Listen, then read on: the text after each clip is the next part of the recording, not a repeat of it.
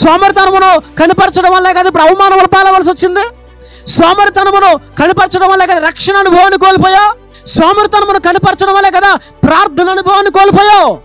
సోమరితనమును కనపరచడం వల్లే కదా ఆత్మల భారమును కోల్పోయావు. సోమరితనమును కనపరచడం వల్లే కదా పరిశుద్ధ జీవితాన్ని కోల్పోయావు.